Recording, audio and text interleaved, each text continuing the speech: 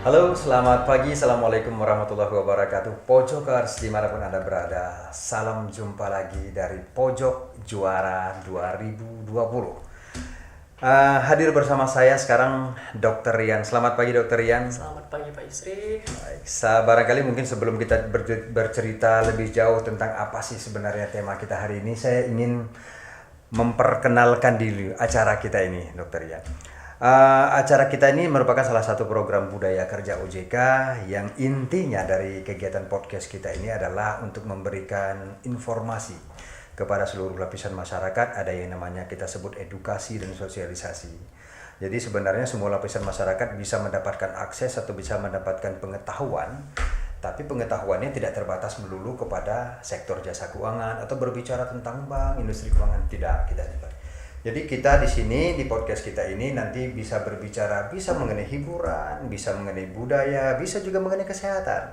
Nah, salah satunya hari ini kita ingin buat podcast mengenai kesehatan, makanya Dr. Rian Reza Putra kita undang kemari. Sekali lagi Dr. Rian, selamat datang di studio mini podcast Pojok Juara 2020. Baik Pak Yusri, terima kasih Pak Yusri. Saya sebenarnya senang sekali ya diajak buat menjadi narasumber sini untuk memberikan sekedar informasi mungkin di bidang kedokteran yang mungkin gak banyak orang tahu.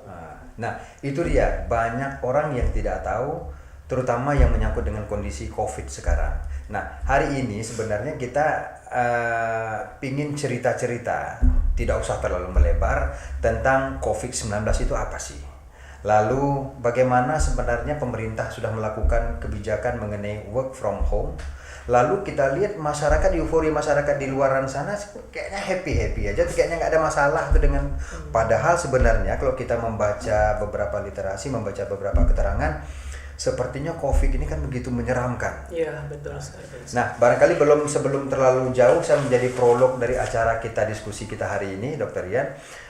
Kita tahu bahwa per tanggal 10 Mei kemarin pemerintah itu melalui BPBD sudah mengumumkan bahwa ada 14.032 orang itu sudah dinyatakan positif. Artinya itu grafik naik terus ini. Iya, benar. Padahal posisi sekarang sudah 10 Mei. Lalu ada 2.698 yang sembuh. Ini menjadi sesuatu yang perlu kita syukuri bahwa ternyata grafik orang yang sembuh itu alhamdulillah semakin meningkat dibanding dengan yang meninggal hanya 973. Walaupun begitu kita mungkin kan tidak perlu lengah lah, artinya jangan terlalu ini banyak yang sembuh terus kita terus nggak ngapa-ngapain, jangan jujur, saya pikir jangan begitu ya. Benar. Baik, kembali ke cerita kita nih Dr. Rian. Saya barangkali sebelum bercerita terlalu banyak, saya ingin kepada Pojokers ingin memperkenalkan diri. Dr. Rian ini siapa sih, kok tiba-tiba jadi narasumber di acara Pojok Juara kita. Dr. Rian ini asalnya dari Medan, baru lulus dari Fakultas Kedokteran yang kemarin kami tahu dari baca statusnya dapat peringkat terbaik, lulus menjadi peringkat terbaik. Nah, tentunya kalau sudah peringkat terbaik tentunya ilmunya mumpuni lah buat kita. Ulik-ulik hari ini sedikit dengan Dr. Rian terkait dengan COVID-19.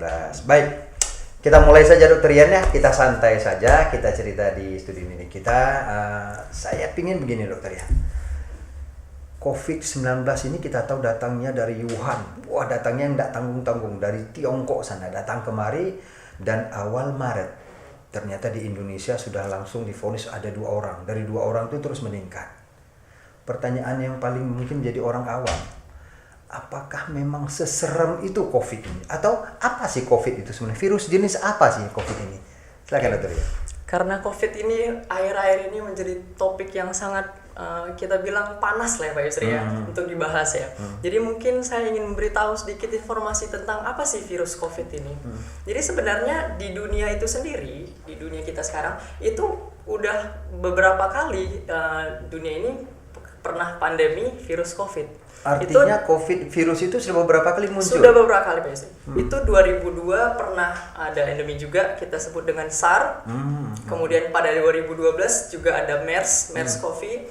Dan pada tahun 2020 ini juga baru muncul yang kita sebut dengan COVID-19. Dan itu sama, tipenya sama? Ya, beda Pak Yusri. Jadi ternyata apa sih yang membedakan COVID ini? Ternyata virus corona ini adalah virus yang gampang sekali bermutasi. Artinya dia gampang berubah berubah bentuk. Nah, makanya kenapa tiba-tiba menjadi endemi di dunia? Karena sebagian orang atau seluruh orang di dunia itu belum memiliki kekebalan. Makanya begitu virus ini merubah dirinya, kemudian menyerang orang, otomatis orang itu belum punya kekebalan, makanya muncul gejala. Makanya kita harus tahu dulu kira-kira si corona ini gimana sih sifatnya, bentuknya bagaimana, ukurannya itu yang perlu dokter. Jadi kita biar tahu, karena kan ada yang bilang begini, ini musuh kita kali ini nggak terlihat ini. Iya, benar. Ukurannya nano gitu. Nah, gimana kita mau mengenalinya? Nah, makanya kita harus kenal dulu. Penelitian kan sudah beberapa kali meneliti tentang virus corona ini. Pertama yang harus kita tahu dari virus corona ini, virus ini sangat luar biasa kecil. Ukurannya 20 sampai 200 mikrogram. Mikrometer maksud saya. Mikrometer. Nah, kemudian virus yang sangat kecil ini otomatis semakin kecil semakin mudah dia masuk ke saluran nafas, semakin mudah dia masuk ke dalam saluran pencernaan karena semakin kecilnya. Kemudian apalagi yang harus kita tahu dari virus corona ini? Virus corona ini penyebarannya tuh sangat cepat Pak Yusri. Beda sama virus-virus corona yang tipe yang dulu pada tahun 2002 seperti SARS, seperti MERS, beda. Nah, yang COVID-19 ini, corona yang tahun 2019 ini itu sangat cepat penyebarannya dan sangat kecil ukurannya. Nah, karena semakin kecil ukurannya, semakin cepat penyebarannya, makanya semakin cepat orang untuk bisa terinfeksi virus ini. Artinya virus itu sebenarnya beredar di mana di udara, bergabung dengan udara itu kemudian gampang masuk ke tubuh manusia, begitu? Nah, dari situ kita pelajari juga Pak Yusri, bagaimana sih cara penularan dari virus ini tadi. Nah, itu yang penting. Nah, virus ini tadi pertama kali itu muncul di Wuhan. Dicurigain itu karena pertama kali itu menginfeksi kelelawar. Dan kita tahu kalau misalnya orang Wuhan ini ekstrim dalam bidang makanan. Jadi pertama dicurigai dari kelelawar ini yang dimakan sama orang Wuhan, nyebarnya dari situ pertama kali. Ternyata diteliti bukan cuma dari makanan. Ternyata penyebaran dari virus corona ini juga bisa dari droplet. Mungkin kalau misalnya kita dengar droplet itu masih asing ya. Betul. Nah, kalau misalnya orang batuk Pak Yusri, dia pasti mengeluarkan ada percikan-percikan air, percikan-percikan. Ada semprotan. Semprotan itulah kita bilang dengan droplet. Nah, kira-kira kalau misalnya semprotan kita batuk, terus keluar dropletnya itu. Nah, droplet ini bisa menjadi sarana untuk penularan dari COVID. Bisa langsung, misalnya contohnya saya dekat dengan Pak Yusri, terus Pak Yusri atau misalnya mohon maaf saya yang kena COVID-nya, kemudian saya batuk. Kalau misalnya jarak kita dekat, itu droplet tadi bisa nempel di badan Pak Yusri atau bisa langsung masuk ke dalam saluran nafas. Nah, itu pertama. Atau kedua, droplet itu tadi misalnya mohon maaf saya misalnya kena COVID, kemudian saya batuk. Kemudian batuk percikan droplet tadi nempel nih di media lain, di meja gitu. Gak lama teman saya datang, dia naruh tangan gini. Terus apakah dari tangan bisa langsung nular? Enggak. Makanya dari tangan ini biasanya gimana? Makanya pemerintah melarang itu menyentuh wajah. Karena dari tangan, droplet tadi kena ke tangan. Kemudian kita garuk mata, kemudian kita garuk hidung. Nah, artinya dia masuknya virus itu bukan nempel di kulit terus masuk ke pori-pori kita, enggak segampang itu virus itu masuk.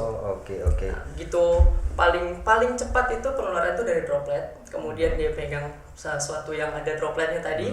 Kemudian dia biasanya menggaruk tangan, menggaruk hidung. Kemudian dia masukin tangan ke mulut. Atau misalnya kalau misalnya dia ada jerawat, dia suka kopek-kopek jerawatnya. Nah, droplet itu tadi masuk ke dalam saluran-saluran itu tadi. Makanya pemerintah sekarang menganjurkan pakai masker, tutup wajah dan segala macam sebisa mungkin. Benar. Artinya kalau ada orang batuk, bersin segala macam, droplet tadi nggak mengenai. Iya, benar. Tapi gini dokter, kalau seandainya tadi dokter mengatakan bahwa kalau dia batuk atau bersin nempel di media lain bukan karena kena orang, misalnya katakanlah kena meja kerja, kena laptop, atau pegang HP dia sendiri gitu. Orang kan sering tuh nguap atau batuk pakai HP nutupnya. Lalu dia nempel di HP. Berapa lama sih sebenarnya bisa hidup si virus itu? Nah, sebenarnya itu dipengaruhi sama suhu. Perbedaan suhu itu mempengaruhi bertahan lamanya si corona ini. Tapi kita ambil jalan tengahnya, kita ambil Pak Isri. Dia bertahan corona itu di media-media selain saluran nafas itu bertahan sampai 4 jam. 4 jam. Ya, dengan suhu berapa misalnya? Dengan suhu ruangan. Dengan suhu ruangan. Makanya pemerintah itu menyarankan apa satu lagi? kalau misalnya kita kan nggak bisa benar-benar mewaspadai gimana sih yang ada droplet, kita nggak nampak sama sekali droplet mana yang ada coronanya. Makanya pemerintah juga menyarankan apa, cuci tangan. Oh, oke. Jadi sebelum kita mengenai antisipasi terhadap tadi droplet tadi ataupun bersentuhan orang, kayaknya kita perlu jeda sebentar ini karena kita ingin lihat yang lewat berikut. Dokter, nanti kami akan korek lagi beberapa informasi berikutnya. Terima kasih sementara waktu. Pojokers, kita kembali sesaat lagi.